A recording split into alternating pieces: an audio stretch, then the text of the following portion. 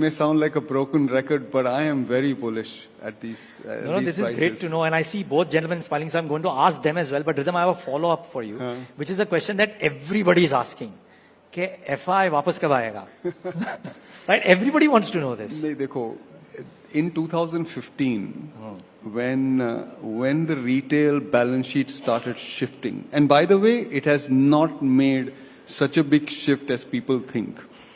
Trailing 10 years, in Indian households have still put more cash in their cupboards than cash into equities. They put more cash into gold than into equities. So we're still at the tip of the iceberg. We have really not traveled this journey. There are only two players in the market. It's either a domestic investor or a foreign investor. If every morning, even through this fall, at 9:15, if a $100 million bid is coming from domestic investors relentlessly, somebody has to sell. Otherwise, how do you get a trade? Even in the open outcry system, there was a trade and, there the market maker would go short. Somebody has to trade, right? Somebody has to sell.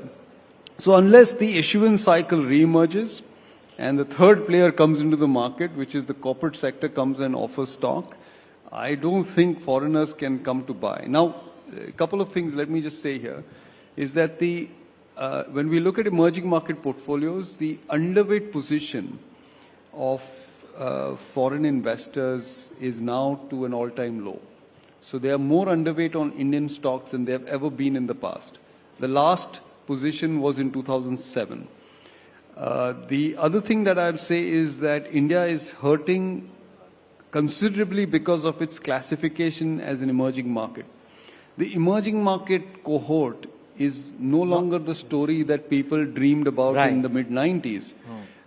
So it is unraveling, and a lot of assets in that cohort are shrinking, and India is facing some of that brunt as well.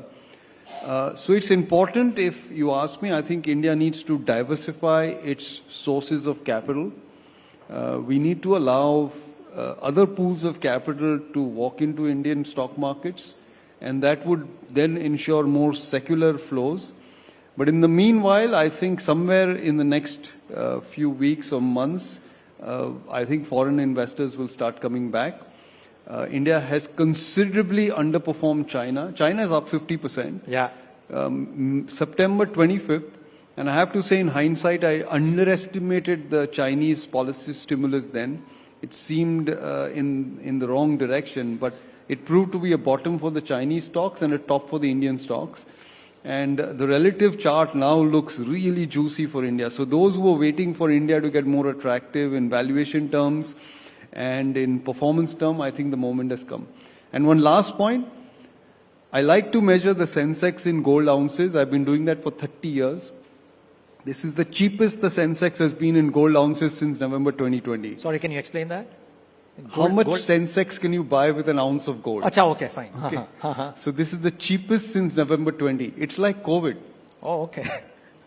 Okay. So people like to measure the Sensex in earnings terms.